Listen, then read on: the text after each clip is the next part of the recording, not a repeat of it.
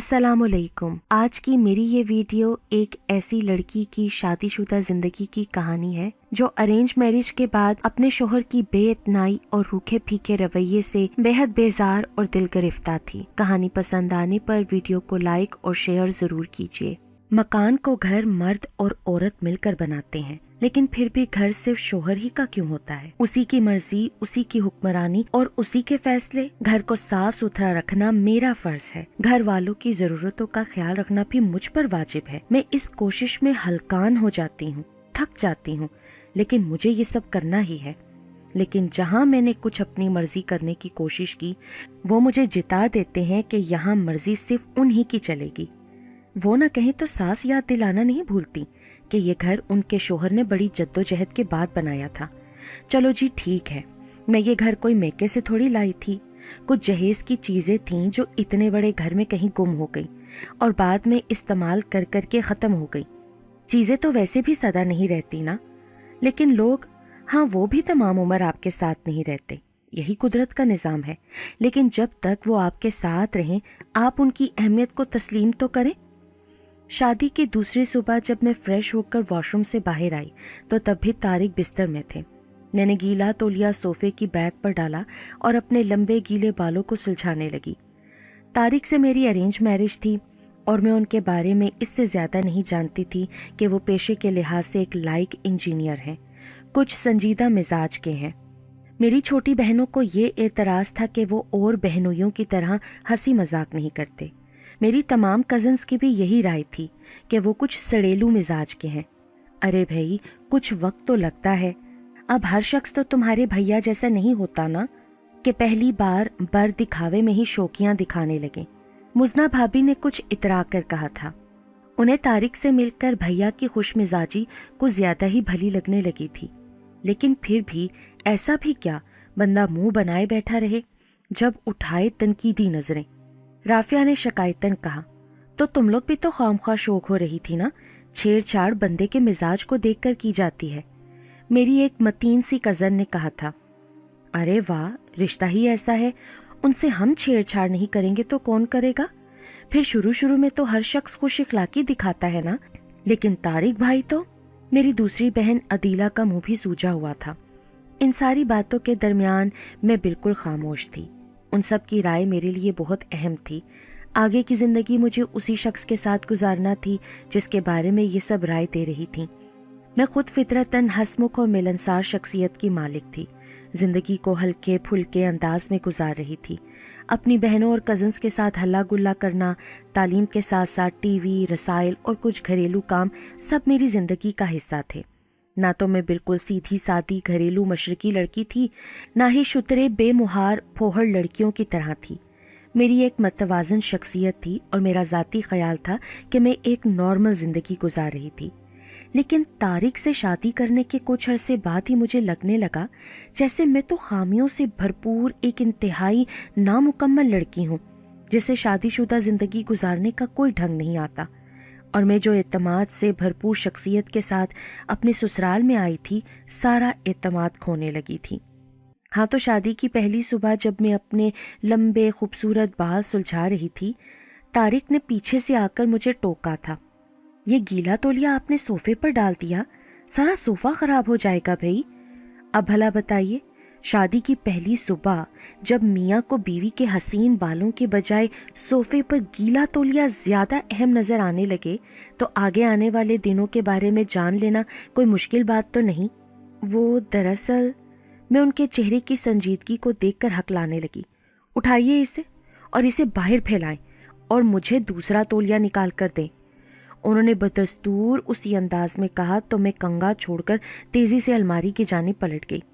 نیا تولیا نکال کر میں ان کی جانب آئی تو وہ تنقیدی نظروں سے کنگا ہاتھ میں لیے اسے دیکھ رہے تھے۔ مجھے کنگے میں پھنسے ہوئے بال بہت برے لگتے ہیں۔ یہ انتہائی غیر مہذبانہ حرکت ہے کہ کنگے کو صاف کیے بنا رکھ دیا جائے۔ جی وہ… میں ان کی نئی تنقید پر کچھ حیران رہ گئی تھی۔ دراصل آپ نے کہا تولیا نکال دیں تو میں کنگھا ادھورا چھوڑ کر چلی گئی تھی، ابھی مجھے بال سلجھانے ہیں۔ میں نے سوچا شاید اب وہ میرے بالوں پر توجہ دیں گے، آخر میرے بال اتنے لمبے اور حسین تھے. میری تمام کزنز، بہنیں اور سہیلیاں کہتی تھیں کہ تمہارا شوہر تو بیوی کے اتنے خوبصورت بال دیکھ کر ہی عاشق ہو جائے گا. لیکن یہاں تو انہوں نے ایک نظر مجھ پر ڈالی اور بنا کوئی شوخی دکھائے تولیہ ہاتھ میں لیے واش روم کی جانب چلے گئے، جیسے ان کے سامنے ان کی پہلی رات کی دلہن نہ کھڑی ہو بلکہ 10 سالہ پرانی بیوی موجود ہو. کہیں ایسا تو نہیں کہ انہیں کسی اور سے محبت ہو اور ماں باپ نے زبردستی ان کی شادی مجھ سے کر دی ہو؟ میں نے ان کے رویے کو دیکھ کر کچھ تشویش سے سوچا، لیکن آنے والے دنوں میں یہ بھی پتہ چل گیا کہ ایسا کچھ نہیں تھا. محبت کرنے کے لیے تو بڑی لطیف سوچ رکھنے والا دل چاہیے نا، جو میرے میاں جی کے پاس کہاں تھا. میں 1000 ان کے سامنے سچ سمجھ کر آتی، وہ عام سے انداز میں ایک نظر ڈالتے. سب ٹھیک ہوتا تو مطمئن ہو کر خوش رہتے، کوئی خامی یا کمی ہوتی تو بنا ٹوکے کبھی باز نہ رہتے. لوگوں کی ایک سانس ہوتی ہے، میری 2 سانسیں ہیں. کبھی کبھی ان کے رویے سے جل کر میں سوچتی، میں نا اپنے شوہر کے ساتھ دوستوں کی طرح رہا کروں گی، عام بیویوں کی طرح جھک جھک کرنا مجھے پسند نہیں. میں اکثر اپنی بہنوں سے کہا کرتی تھی. لیکن شادی کے بعد مجھے پتا چلا کہ شوہر شوہر ہوتا ہے، کبھی دوست نہیں بن سکتا. ہو سکتا ہے دوسروں کا خیال مجھ سے مختلف ہو، لیکن میرا تجربہ تو یہی کہتا تھا، اور ہر شخص اپنے تجربے کی روشنی میں ہی سوچا کرتا ہے. میں زندگی کو ہنس بول کر ہلکے پھلکے انداز میں گزارنا چاہتی تھی، لیکن طارق زندگی کو مشکل بنانے میں ماہر تھے. یہ چیزیں یہاں کیوں ہیں؟ یہ کام اس وقت ہونا تھا، کیوں نہ ہوا؟ فلاں بات فلاں موقع پر غلط انداز میں کیوں کی گئی؟ میں اتنی عمر ہونے کے باوجود اتنی غیر ذمہ دار کیوں ہوں؟ اب بھلا ان سے کون پوچھتا کہ ان سے عمر میں 8 سال کم ہونے پر بھی وہ مجھے ایک عمر رسیدہ خاتون قرار دے دیا کرتے تھے. ان کا خیال تھا کہ مجھے اب 9 عمر بچیوں کے سے انداز اختیار نہیں کرنے چاہیے اور گھریلو ذمہ دار عورت بن جانا چاہیے. 21 سالہ گھریلو عورت، میں نے چڑھ کر سوچا. لیکن ہمارا معاشرہ ایسا ہی ہے. 30 سالہ کنواری لڑکی لڑکی ہی کہلاتی ہے اور 18 سالہ شادی شدہ لڑکی فوراً عورت بن جاتی ہے. طارق کی امی بھی ان سے کم نہ تھیں. گھر میں ان کا سکہ چلتا تھا، ہر کام وقت پر ہو، اور بہوؤں کو تو جیسے ہر وقت کاموں اور ذمہ داریوں کی گٹھڑی اپنے کندھوں پر لادے رکھنا چاہیے. میری 2 جٹھانیاں پہلے سے گھر میں موجود تھیں. ایک کے 2 بچے اور دوسری کے 3 بچے تھے. ان میں سے 4 بچے اسکول جایا کرتے تھے. وہ دونوں صبح بیدار ہو کر کچن اور بچوں کی تیاریوں میں لگ جایا کرتی تھیں. اس کے بعد اپنے اپنے شوہروں کو تیار کروا کر آفس بھیجنا بھی انہی کی ذمہ داری تھی. اس دوران ساس اور سسر کو ناشتہ ان کے کمروں تک پہنچانا بھی وہ دونوں باری باری کیا کرتی تھیں. مجال ہے جو 5 منٹ کی بھی دیر ہو جائے. ایسی وقت کی پابندی تو فوجی میس میں بھی نہ ہوتی ہوگی جیسے میرے سسرال میں تھی. شادی کے چوتھے روز جب طارق نے مجھے ٹوکا تو میں حیرت زدہ رہ گئی تھی. انہوں نے کہا تھا، آصفہ بھابی کی طبیعت خراب ہے، وہ شاید ناشتے کے لیے نہ اٹھ سکیں گی. زنی بھابی اکیلے اتنے بچوں کا ناشتہ، ان کا لنچ، امی ابو اور ہم تینوں بھائیوں کا ناشتہ اور تیاری وغیرہ نہیں کر سکیں گی اکیلے. صبح آپ ذرا جلدی اٹھ جائیے گا اور ان کا ہاتھ بٹا دیجیے گا. ضروری نہیں کہ اب آپ نئی نویلی دلہن ہی بنی رہیں. شادی کے 5ویں روز کچن میں کام کرنا اتنی انوکھی بات نہیں تھی جتنا کہ ان کا انداز اور آخری فکرہ تھا.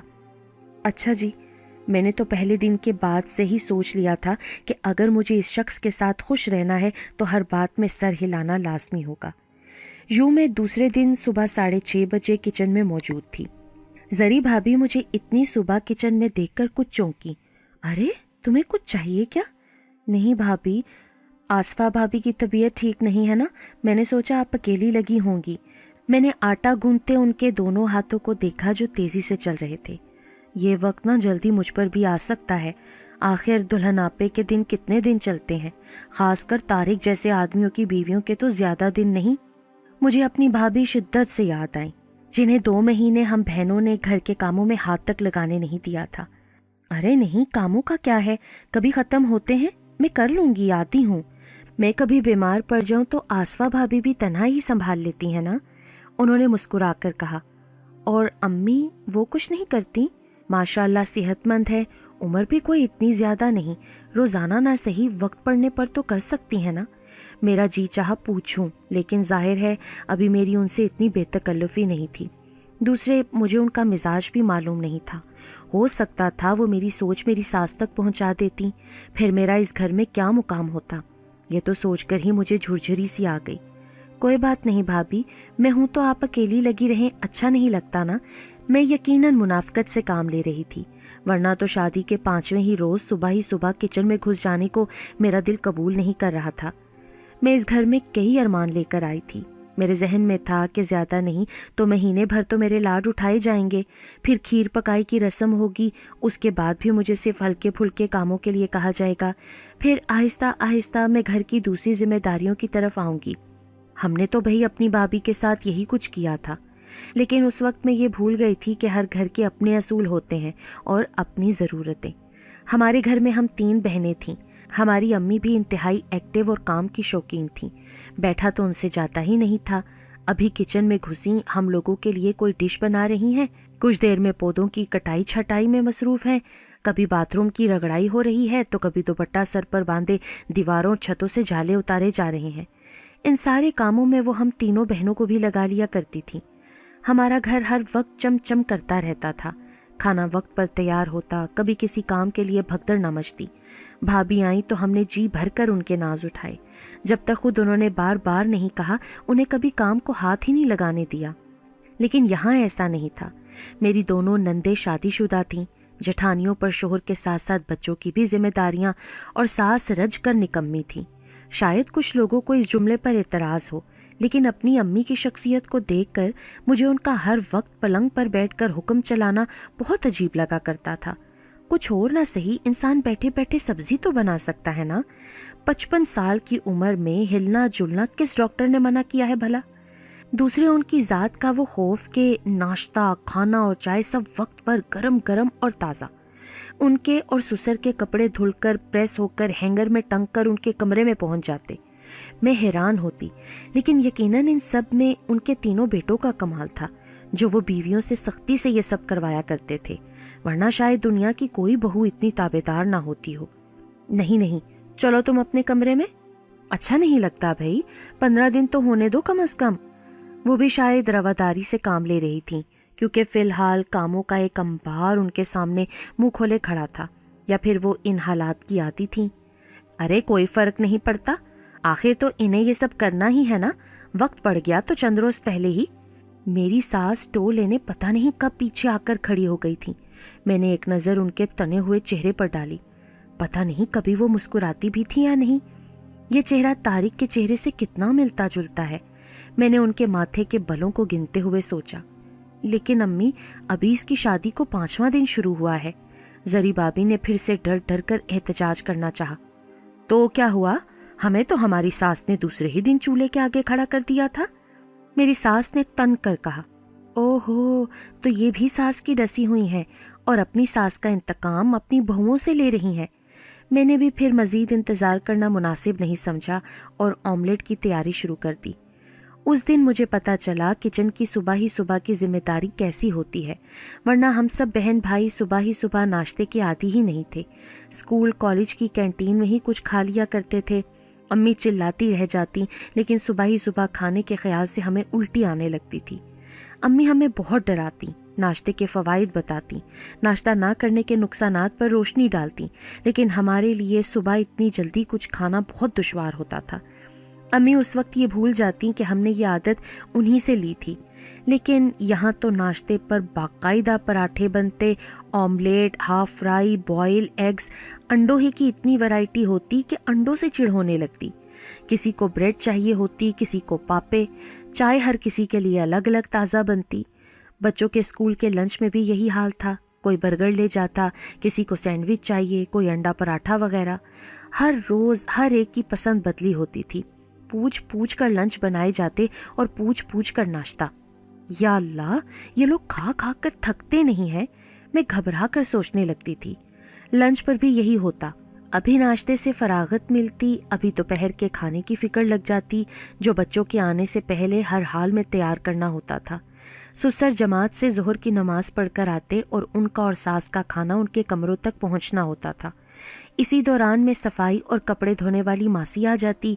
एक आदमी को उसके साथ भी लगना पड़ता था। میری ساس کا کہنا تھا کہ اگر ماسیوں کے پیچھے پیچھے نہ رہو تو وہ کاموں میں ڈنڈی مار جاتی ہیں۔ قصہ مختصر، اس گھر میں کاموں کا ایک انبار صبح ہی صبح منہ کھولے کھڑا ہوتا تھا۔ پھر ایک تناؤ والا ماحول، تیسرے طارق کی سنجیدہ بے حد تنقید کرنے والی طبیعت۔ میرا دل تو چند روز میں ہی گھبرانے لگا۔ جی چاہتا تھا اپنے پرانے گھر میں بھاگ جاؤں، جہاں میری پیاری سی ماں تھی، چلبلی بہنیں اور ہسمکھ سی بھابھی۔ سارا دن کام کیسے منٹوں میں ختم ہو جاتے تھے پتہ ہی نہیں چلتا تھا۔ رات میں ابو اور بھیا آتے تو ہمارے گھر کی ہلچل میں اور اضافہ ہو جاتا۔ ابو خوش مزاج تھے اور بھیا زندہ دل۔ رات کھانے کی میز پر ہمارے گھر کا ماحول انتہائی خوشگوار ہوتا تھا۔ ہائے، میں اپنے گھر کی جنت چھوڑ کر کہاں چلی آئی تھی؟ پیاری امی، آپ نے مجھے کہاں پھنسا دیا؟ دن میں کم از کم 10-12 مرتبہ تو میں یہ جملہ ضرور سوچا کرتی تھی۔ طارق کے گھر آنے کا وقت ہوتا تو میری تو سانسیں پھولنے لگتی۔ کمرے میں ترتیب سے رکھی ہوئی چیزیں ایک دم بے ترتیب لگنے لگتی۔ بیڈ کی چادر پر بلا وجہ شکنیں نظر آنے لگتی۔ چمچم چمکتے ہوئے فرنیچر پر مٹی کی تہیں نظر آنے لگتی۔ ڈریسنگ ٹیبل پر رکھی ہوئی لوشن اور کلون کی بوتلوں میں بھی پھر سے ترتیب دینے لگتی۔ یا اللہ، میں تو اس طرح ٹھیک ٹھاک پاگل ہو جاؤں گی۔ اس شخص نے تو میرے اندر کا سارا اعتماد ہی ختم کر دیا ہے۔ مجھے کبھی کبھی خود پر ترس آنے لگتا تھا، یا شاید میں کچھ زیادہ ہی وہمی ہو گئی تھی۔ لیکن ہوتا یہی، طارق کمرے میں آتے، کمرے پر تنقیدی نظریں ڈالتے، کوئی نہ کوئی خامی نکالتے اور واش روم میں گھس جاتے، جہاں صاف ستھرا باتھ روم، دھلا ہوا تولیا اور پریس کی ہوئی شلوار قمیض ہینگر میں ان کی منتظر ہوتی۔ واش روم سے باہر آتے تو گرم گرم بھاپ اڑاتی ہوئی چائے ان کی منتظر ہوتی۔ انسان کو زندگی سے اور کیا چاہیے؟ میں ان کے ناشکرے پن پر اکثر سوچتی۔ کوئی کمی، کوئی خامی، کوئی بے ترتیبی نہیں، پھر بھی اس شخص نے کبھی اعلیٰ ظرفی کا مظاہرہ کرتے ہوئے کوئی اعتراف نہیں کیا۔ چلو منہ سے نہ سہی، اپنے چہرے پر ایک اچھی سی مسکراہٹ ہی لے آئیں۔ کیا ان کے خزانے میں کوئی کمی ہو جائے گی، یا ان کا کچھ گھس جائے گا؟ میں کلس کر سوچتی۔ لیکن وہ ان لوگوں میں سے تھے ہی نہیں جو بیویوں کی خوبیوں کا اعتراف کرتے، یا جو اس پر محبت کی ایک نظر کو بھی عبادت سمجھتے۔ ان کے لیے تو یہ سب بیویوں کے فرائض میں سے ہے۔ کرتی ہیں تو کون سا احسان کرتی ہیں؟ آخر وہ بھی تو سارا دن محنت کر کے اس کے فالتو اور فارغ وجود کو پال رہے ہیں۔ لفظ فارغ پر میں سوچتی، اس گھر میں، اس گھر کی عورتوں کے لیے کون سا فارغ وقت ہوتا ہے؟ مردوں کو تو اتوار والے دن کی چھٹی بھی مل جاتی ہے، جبکہ عورتیں تو اتوار والے دن اور زیادہ مصروفیت کی چادر اوڑھ لیتی ہیں۔ ہائے بیچاری عورت کہاں جائے؟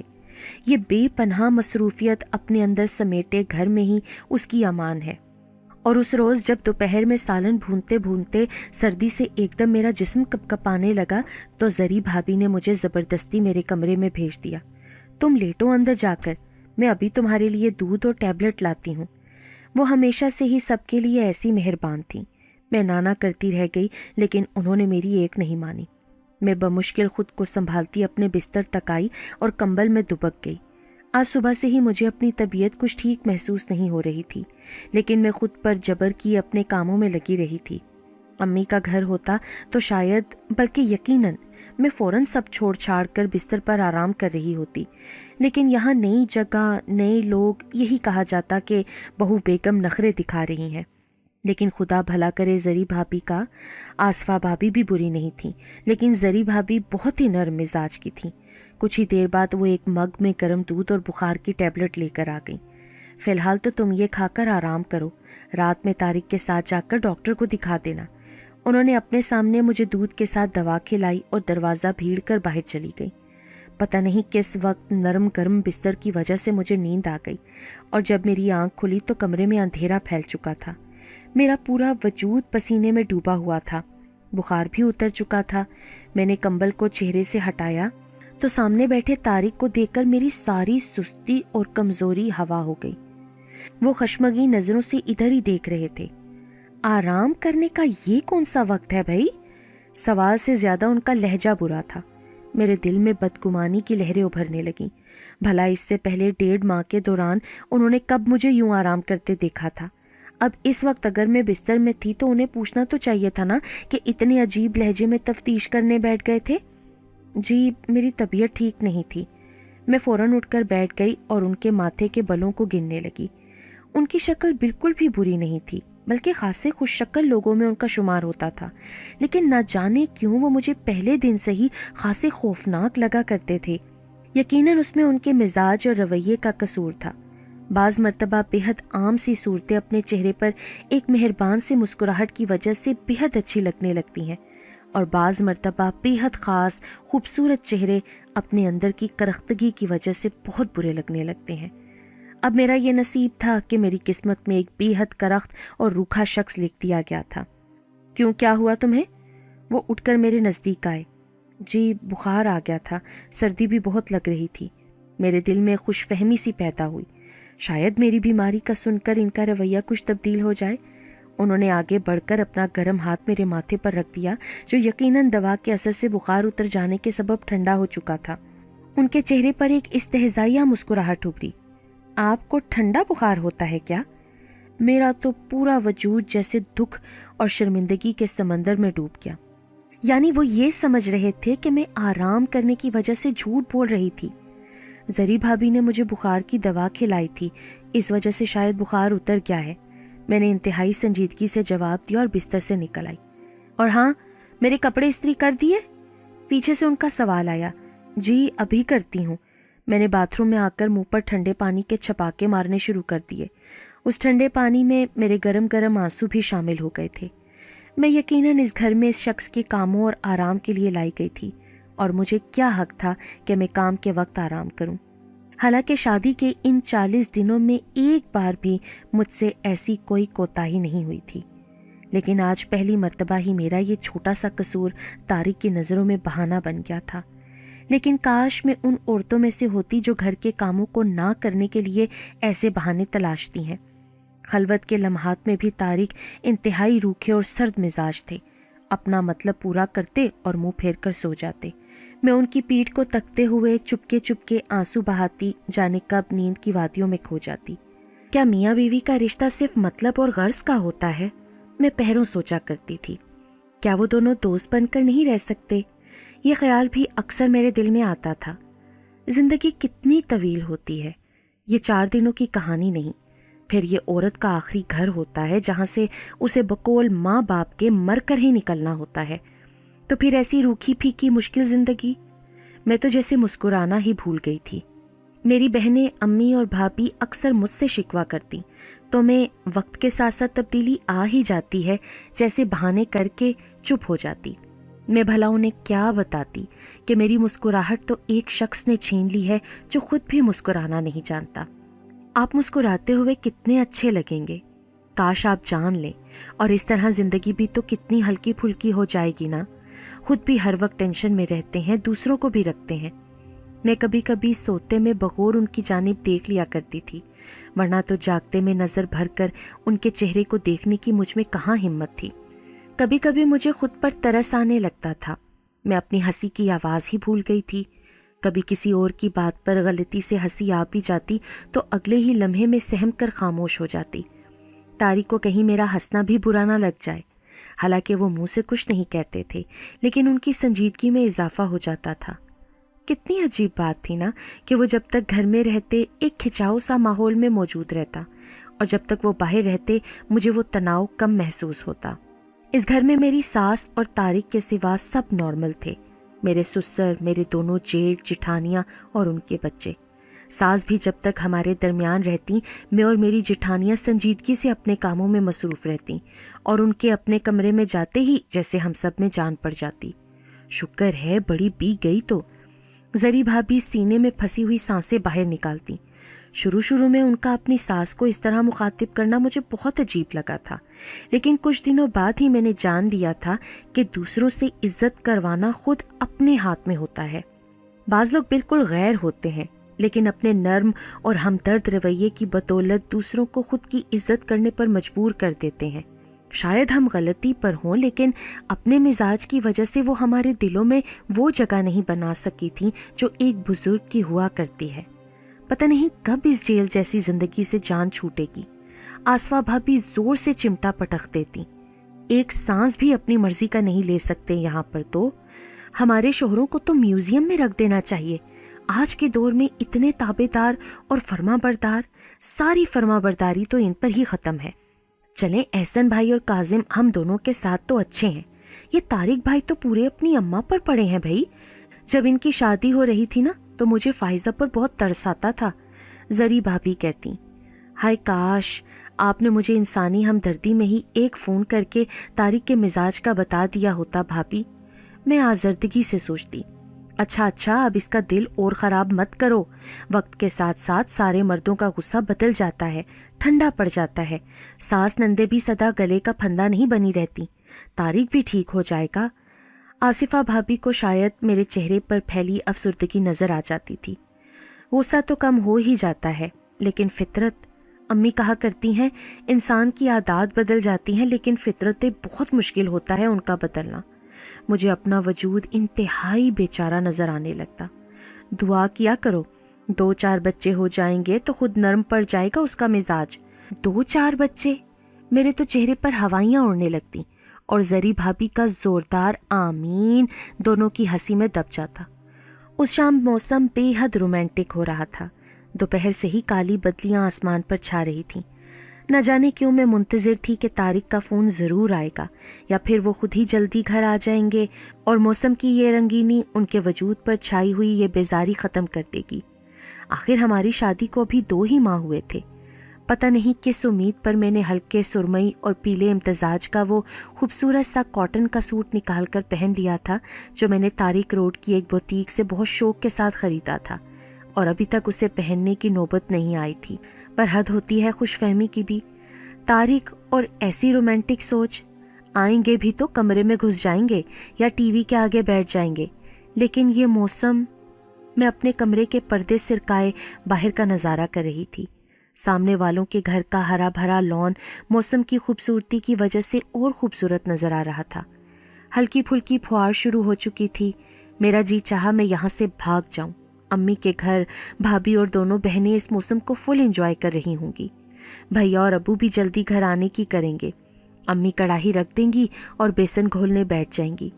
हमारे घर में तो इस मौसम को मुकम्मल एंजॉय किया जाता था और यहाँ सब अपने कमरों में घुसे हुए थे। अल्लाह अल्लाह करके 3-3:30 बजे तक तो किचन से फरागत मिलती थी। दोपहर का एक भी बर्तन हमारी सास को किचन में नागवार गुजरता था। यूं सबको खिला पिला कर फारिग करके किचन समेटा जाता और फिर हमें अपने कमरों में जाने की इजाज़त होती थी, जहां से 5:30 बजे वापस हमें निकलना होता था। शाम की चाय की तैयारी और रात के खाने की तैयारी साथ साथ शुरू हो जाती थी। यूं ये 1.5-2 घंटे हम तीनों को गनीमत लगा करते थे। लेकिन इस वक्त मुझे बहुत बुरे लग रहे थे और ये सन्नाटा मेरे अंदर अजीब सी बेचैनी पैदा कर रहा था। बच्चे भी सब थक हार कर सोए हुए थे। तारिक की गाड़ी का हॉर्न बजा तो मेरे अंदर एक इस्तराब सा फैल गया। क्या वाकई तारिक तक मेरी सोच पहुंच गई थी? तभी वो इतनी जल्दी आ गए थे। चौकीदार ने दरवाज़ा खोल दिया था। कितनी अजीब बात थी ना कि जिस घर में पैसे की कोई कमी नहीं थी वहाँ बहुओं को सवाई घर के सफाई के सारे काम खुद करने पड़ते थे। ये भी मेरी सास का फरमान था कि जहाँ घर में इतनी औरतें मौजूद हों वहाँ नौकरों की क्या ज़रूरत है। मासी आकर सफाई और कपड़े धो जाती थी, काफ़ी था। मेरा रुआ रुआ तारिक की आमद का मुंतज़िर था। पता नहीं मुझे क्यों लग रहा था कि मौसम की खूबसूरती आज उन्हें मेरे लिए जल्दी घर ले आई है। मैं अनजान बनी खिड़की से बाहर देखती रही। कमरे में आहट हुई। तारिक यकीनन कमरे में आ गए थे। मेरे यूं अनजान बने रहने पर वो हैरान होते हुए मेरे पीछे आकर खड़े हो गए थे। मेरा पूरा वजूद जैसे कान बन गया। हालांकि ये मेरी खुशफहमी थी। इतने अरसे में पहले उन्होंने कौन सी लगावट दिखाई थी जो अब, हाय री औरत, और मैं भी बिला आखिर एक औरत ही थी जिसकी सारी उम्मीदों ने अभी दम नहीं तोड़ा था। खिड़की बंद करें, सारा पानी अंदर आ रहा है, पर्दे गीले हो रहे हैं, कारपेट पर भी पानी के धब्बे पड़ जाएंगे। वो जैसे आए थे सख्त और रूखे लहजे में कहकर वैसे ही पलट गए। मैंने तेजी से पलटकर उन्हें देखा। अब वो एक कोने में बैठकर अपने मोजे उतार रहे थे। जूते तो यकीनन बाहर ही उतार आए होंगे। मेरा जी चाहा कि इस शख्स को झिंझोड़ कर रख दूं, जिसे इंसानी एहसासात से ज्यादा चीजें प्यारी थीं।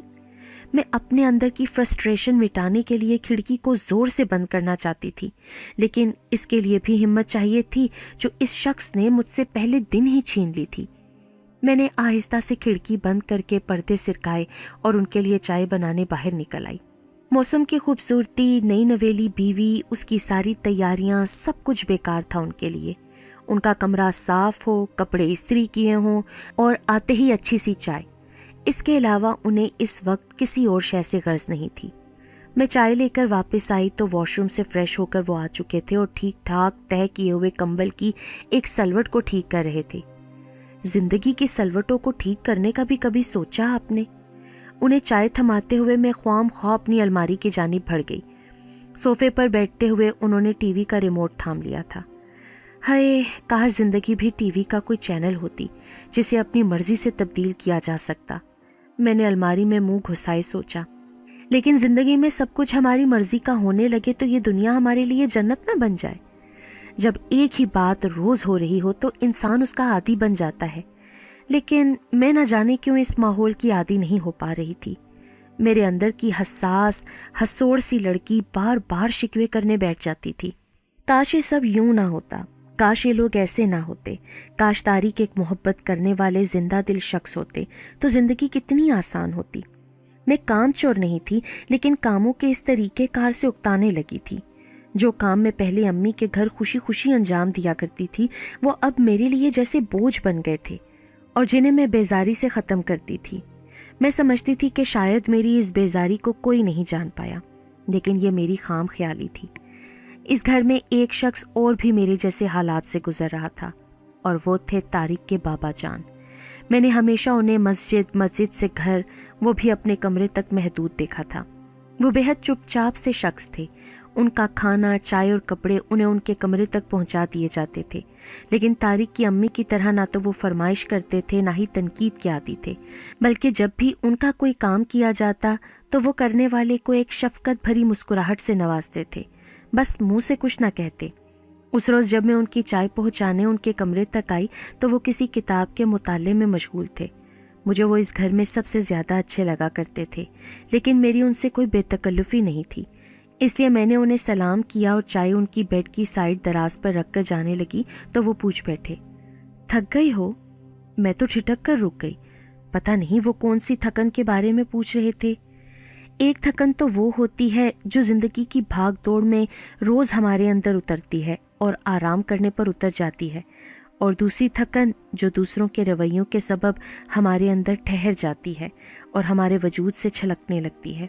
शायद ऐसी ही कोई थकन उन्हें मेरे चेहरे पर नजर आ गई थी। नहीं बाबा जान, मैं ज़बरदस्ती मुस्कुराई। दिल से मुस्कुराया करो बेटा। बच्चियों के चेहरों पर जिंदा मुस्कुराहटें बहुत सजती हैं। उनके चेहरे पर एक पुरशफकत मुस्कुराहट खेलने लगी थी, और बुजुर्गों के चेहरे पर ऐसी शफकत मुस्कुराहटें। मेरे मुंह से बेख्तियार निकला तो उनकी मुस्कुराहट जैसे भुज सी गई, और वैसी मुस्कुराहट तो मैं यकीनन यहाँ बुजुर्गों के चेहरों पर नजर नहीं आती है ना? नहीं तो बाबा जान, आप गलत समझ रहे हैं। मुझे उनकी मुस्कुराहट छीन लेने पर खुद पर गुस्सा आया। मैं खामोश रहता हूँ बेटा, तो इसका मतलब ये नहीं कि मेरी बसारत भी कमज़ोर हो चुकी है, लेकिन बाज़ मर्तबा हमें घर के सुकून के लिए अपनी ज़ुबान और कानों को बंद रखना पड़ता है। लोगों के दिल दुखाते रवैयों को नज़रअंदाज करना पड़ता है। बस ऐसा ही कुछ मेरे साथ भी है। मुझे दुख है कि इस घर के मकीनों ने तुम्हारे चेहरे की वो मुस्कुराहट छीन ली है, लेकिन क्या करूं बेटा, मैं लोगों की फितरतें बदलने से कासिर हूँ। हाँ, तुम्हारे लिए दुआगो ज़रूर हूँ। मेरा रब बेनियाज ज़रूर है, अनजान नहीं। वो तुम्हारे चेहरे की मुस्कुराहट ज़रूर लौटाएगा बेटा। हाँ, लेकिन शायद बाबा जब तक कहीं देर ना हो जाए। मैंने उनकी दुआओं को अपने दुपट्टे के दामन में समेटते हुए सोचा। सब अंदेशों और वसवसों के बावजूद मुझे उनकी दुआएं अच्छी लगी थीं, जो अभी कबूल भी नहीं हुई थीं, लेकिन दिल जैसे इत्मीनान की चादर ओढ़ बैठा था। इसलिए उस शाम तारिक का बेनियाजाना लापरवाह रवैया मुझे बुरा नहीं लगा था, या शायद मैं उनके इस अंदाज को नज़रअंदाज करने पर मजबूर थी। अच्छे रवैये के साथ साथ आखिर हम लोगों के बुरे रवैयों के भी तो आदी हो ही जाते हैं ना। उस रोज़ जब वो फर्नीचर पर उंगली फेरते हुए किसी नादीदा मिट्टी को साफ कर रहे थे तो मुझे उनसे चिढ़ महसूस होने की बजाय उन पर तरस आ गया। बेचारे हर वक्त इसी चक्कर में खुद को हलकान करते रहते हैं। मैंने दिल ही दिल में कहा, आज आपने डस्टिंग नहीं की ना? की तो थी, शायद खिड़की खुली रह गई हो। यहाँ मिट्टी भी तो हर वक्त उड़ती रहती है ना, आबो हवा कौन सी साफ है। मैं कहना चाहती थी कि यहाँ का माहौल भी तो ऐसा ही गर्द आलूद है, ذہن و دل پر گرد کی تہیں، ہر اچھا لمحہ جو زندگی کو پرلطف بنا سکتا ہے اس گرد تلے چھپا ہوا ہے، جیسے مٹی کی تہ فرنیچر کی خوبصورتی اور ماربل کی قیمتی فرش کی دلکشی کو چھپا لیتی ہے۔ تو دوبارہ ڈسٹنگ کی جا سکتی تھی نا، مجھے فرنیچر پر جمی مٹی بہت بری لگتی ہے، اور مجھے ذہنوں اور دلوں پر جمی گرد۔ میں نے کہنا چاہا لیکن ہمیشہ کی طرح جی اچھا کہہ کر مڑ گئی۔ اچھے خاصے صاف ستھرے فرنیچر کو دوبارہ جھاڑن سے چمکاتے ہوئے میں اپنی زندگی کے بارے میں سوچ رہی تھی۔ کیا میری زندگی کا مقصد صرف یہی رہ گیا تھا؟ کاش میں زندگی کی الجھنوں کو بھی اسی طرح اپنی زندگی سے صاف کر سکتی جیسے میں جھاڑ پونچھ کر کے گرد کو صاف کر رہی ہوں۔ کبھی کبھی تو مجھے اپنی اس خاموشی پر حیرت ہوتی تھی۔ شادی سے پہلے میں کسی کی زیادتی 1 منٹ بھی برداشت نہیں کر پاتی تھی۔ میرا پورا وجود احتجاج کی تفسیر بن جاتا تھا۔ جب تک سامنے والا اپنی غلطی کو تسلیم نہ کر لیتا، میں اپنے درست موقف سے 1 انچ نہ سرکتی تھی۔ اسی طرح اپنی غلطی پر شرمندہ ہونے اور اس کا اعتراف کرنے میں بھی مجھے وقت نہیں لگتا تھا۔ میری زندگی میں کوئی الجھن نہیں تھی، نہ میں دوسروں کے لیے الجھن بننا چاہتی تھی، لیکن شادی کے بعد زندگی میرے لیے محض سمجھوتا بن گئی تھی جو ہر حال میں صرف مجھے ہی کرنا تھا۔ بابا جان جب مرد ہو کر ایسا کر سکتے تھے تو میں تو پھر ایک عورت تھی۔ پھر یوں ہوا کہ اس زندگی کی میں عادی ہوتی چلی گئی۔ میری ہنسی ضرور کہیں کھو چکی تھی، لیکن روبوٹ بھی کبھی ہنسا کرتے ہیں، اور مزے کی بات یہ تھی کہ طارق کو میرے اندر کی یہ تبدیلی پتہ تک نہیں چلی تھی۔ وہ تو زندگی کے آئینے میں صرف اپنا چہرہ دیکھنے کے عادی تھے۔ میرے اندر کیا ٹوٹ پھوٹ چکا ہے انہیں کیسے پتہ چلتا؟ وہ آج بھی اسی اجنبی لہجے میں مجھ سے آپ جناب والے انداز میں مخاطب ہوتے تھے۔ میری دعائیں شاید ابھی قبولیت کے درجے تک نہیں پہنچی تھیں۔ پھر جس دن مجھے پتہ چلا کہ میں ماں بننے والی ہوں تو میں نے بے اختیار اللہ سے دعا کی، یا اللہ مجھے بیٹی نہ دینا۔ میری بیٹی کے نصیب میں اگر طارق جیسا شخص ہوا تو؟ بیٹیاں بڑی نازک ہوتی ہیں اللہ میاں، منہ سے اقرار نہ بھی کریں تو پتھر رویوں کی بدولت اندر سے چپ چاپ مر جاتی ہیں۔ اللہ کو بھی مجھ پر ترس آ گیا تھا۔ شائق میری گود میں آیا تو زندگی کی ہر ناانصافی میں جیسے بھول سی گئی، لیکن اب میرا ایک نیا امتحان شروع ہو چکا تھا۔ میری ساس اور طارق کمر کس کر میری تربیت میں مصروف ہو چکے تھے۔ مجھے بیٹا سنبھالنا نہیں آتا، میں یقیناً اسے جلد بیمار کر دوں گی۔ میں اسے اٹھانے اور اس کے کام کرنے سے پہلے اپنے ہاتھ دھو دھو کر پریشان ہو جاتی، لیکن طارق مطمئن نہیں ہوتے تھے۔ آپ تو انتہائی لاپرواہ ماں ہیں، اس کی نیپی کب سے نہیں بدلی؟ طارق خالص عورتوں والے انداز میں کہتے۔ ہمارے زمانے میں تو یہ نیپی اور پیمپرز کے جھگڑے ہی نہیں تھے بھائی، لیکن مجال ہے جو بچہ کپڑوں میں پوٹی پیشاب کرے۔ لیکن یہ آج کل کی لڑکیاں اپنی سہولت کے لیے بچوں کے ساتھ کتنا ظلم کرتی ہیں، ریشز ہو جاتے ہیں، خرچہ الگ۔ امی دن میں کم از کم 4 بار یہ فرمان ضرور جاری کرتی تھیں۔ ارے سنتی رہا کرو، ہم نے بھی ہر بچے کی دفعہ یہ کہانیاں سنی ہے، زری بھابھی مجھے سرگوشی کرتی۔ اب یہ ساس صاحبہ اپنے بچوں کے ساتھ کیا کرتی تھی ہم نے کون سا دیکھا تھا بھائی؟ آصفہ بھابھی بھی بیزاری سے کہتی۔ کچھ لوگوں کو تنقید کرنے کی عادت ہوتی ہے اور ہماری ساس کو تو تنقید کرنے کی بیماری تھی۔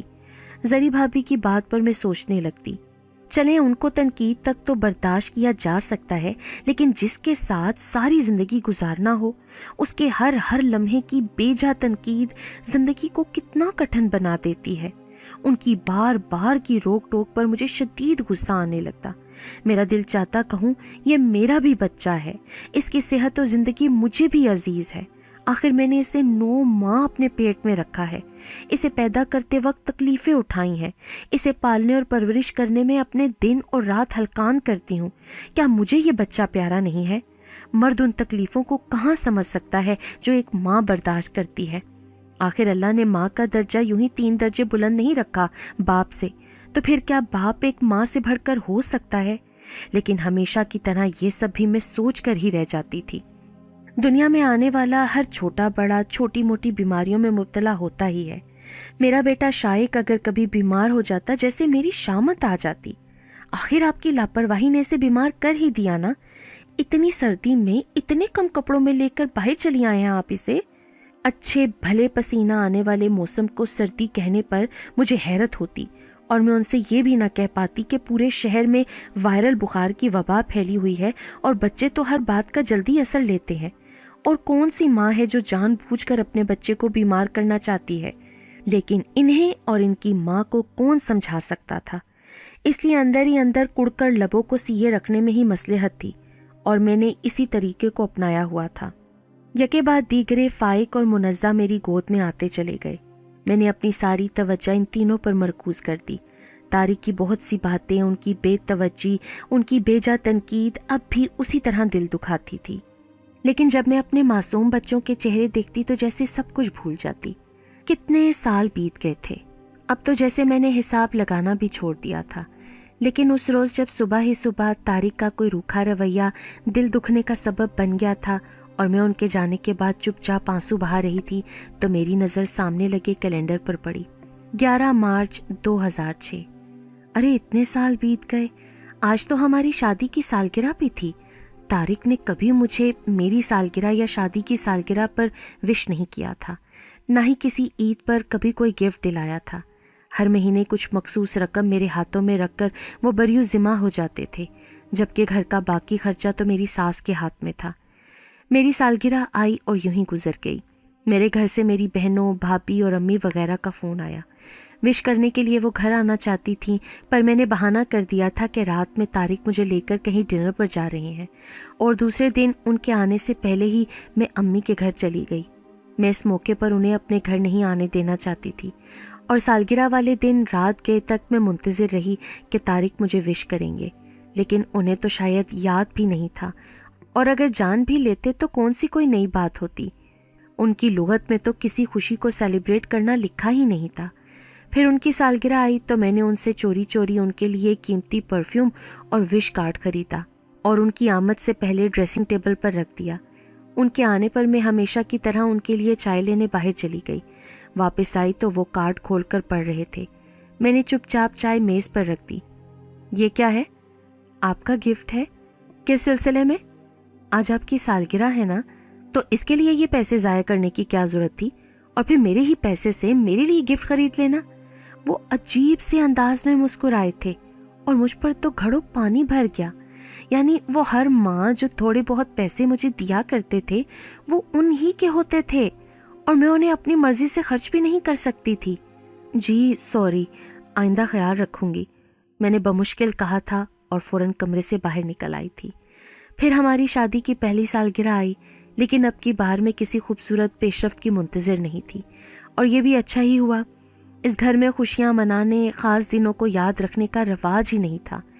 यूँ मेरी मुट्ठी से ये छोटी छोटी खुशियाँ भी निकल गईं। लेकिन आज कितने सालों बाद कैलेंडर देखकर मुझे याद आया था कि आज हमारी शादी की सालगिरह थी और हमारी शादी को 9 साल बीत चुके थे। 9 साल कैदे बामुशक्कत। मैंने सोचा और मुझे अपनी इस सोच पर खुद ही हंसी आ गई। भला अपनी शादीशुदा ज़िंदगी को कैदे बामुशक्कत का नाम देना कहाँ का इंसाफ है। इन 9 सालों ने मुझसे क्या कुछ बल्कि मेरा अपना आप तक छीन लिया था। लेकिन जब मैं अपने प्यारे प्यारे बच्चों पर नज़र डालती तो मेरे अंदर के सारे शिकवे दम तोड़ जाते। माँ बनने का एजाज़ हर एक को तो नहीं मिलता, और मेरे रब ने यहाँ मुझे खाली दामन नहीं रखा था। यकीनन मैं नाशुक्री थी जो ज़िंदगी से हर शय चाहती थी और ज़रा सी कमी पर सब्र और शुक्र का दामन छोड़े बैठी थी। बहुत सी लड़कियां ऐसी भी तो होती हैं ना, जो रिश्तों के इंतज़ार में माँ बाप के दर पर बूढ़ी हो जाती हैं और उनके गुजर जाने के बाद भाई और भाभी की मोहताज हो जाती हैं। मेरा कम से कम अपना घर तो था। फिर कुछ शादीशुदा औरतें ऐसी भी होती हैं जो बांझ होने का दाग माथे पर सजाए ज़िंदगी गुजार देती हैं, पर कुदरत ने मुझे अपना घर, अपनी औलाद, शोहर सब कुछ ही तो अनायत किया था। शोहर हम मिजाज और हम ख्याल नहीं था, पर था तो सर का साइबान। अपने बच्चों के साथ सारा दिन के लिए मेके जाती थी तो भाई भाभी और घर वाले सर आंखों पर बिठाते थे, वरना तो बेटियां बोझ बन जाया करती हैं। लेकिन ये बात तब मेरी समझ में नहीं आई थी। मेरे दिल में अल्लाह से, अपने शोहर से और ज़िंदगी से हज़ारों शिकवे थे, और आज 9 साल गुजरने के बावजूद बदस्तूर मौजूद थे। मैं आपको बदलना चाहती हूँ तारिक, आखिर आप क्यों नहीं बदल जाते? मैंने दिल ही दिल में बेबसी से उनसे शिकवा किया। मुझे नहीं मालूम मैं कब तक उसी कैफियत में बैठी रही थी। आंसू मेरा चेहरा भिगो रहे थे। मैं कमरे में तन्हा थी। तीनों बच्चे अपने मुश्तरका कमरे में सोने जा चुके थे। तारिक आज बिजनेस मीटिंग के बाद किसी डिनर में मदऊ थे और मैं सब कामों से फारिग होकर अपने कमरे में आ गई थी। मुझे पता ही नहीं चला कब तारिक कमरे में आए और मुझे इस कैफियत में देखकर ठिठक गए। पता नहीं कितनी देर तक वो मुझे देखते रहे थे, लेकिन मैं सर झुकाए उनकी आमद से बेखबर रोती रही। किसका सोग मनाया जा रहा है?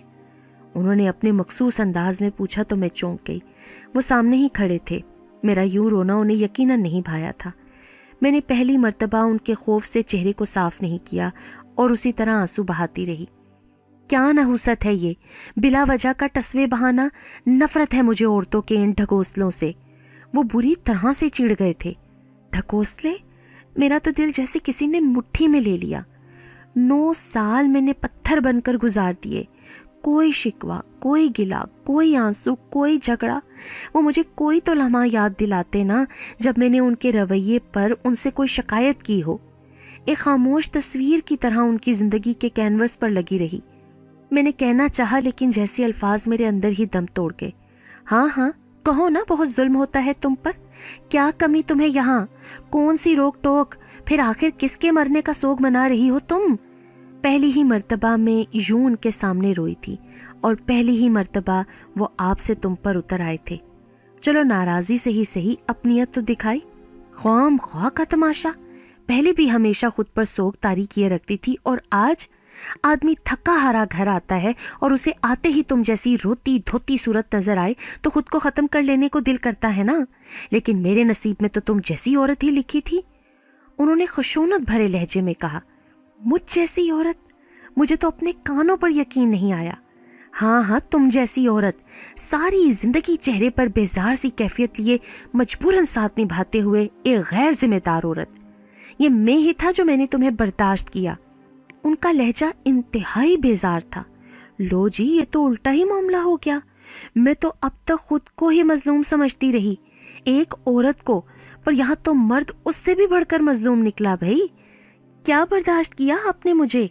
मेरा तो सब्र ही जवाब दे गया। तुम्हारी रोती धोती शक्ल, तुम्हारा फोहड़पन, तुम्हारा अपने आप में रहना, खुद पर मजलूमियत तारी किए रखना, बच्चों की तरबियत में ना अहली, क्या क्या गिनवाऊं मैं तुम्हें? वो कहते रहे और मैं उंगलियों पर अपनी खामियां गिनती चली गई। मैं तो बहुत खराब बीवी थी, बहुत बुरी माँ और बहुत ना अहल बहू। हालांकि मैं तो खुद को सारी जिंदगी बेचारी समझती रही। औरत को ना हमेशा उसके मुकाम पर रखना चाहिए। जरा सर चढ़ाओ तो अपना आप दिखा जाती हैं।